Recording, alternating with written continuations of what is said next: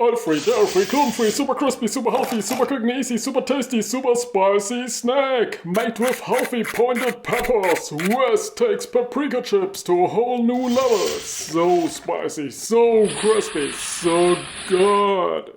So hit the subscribe button and let's get started. First up, cut 3 pointed peppers into slices.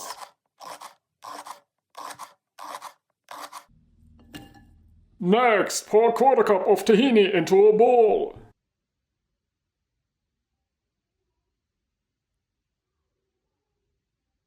Along with half a teaspoon of smoked chipotle powder. And half a teaspoon of salt. Just mix it.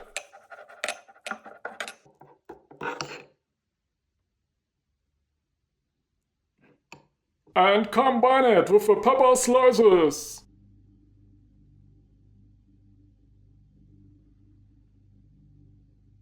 Now add them onto a baking sheet and roast them at 320 Fahrenheit for about 35 minutes or until crispy.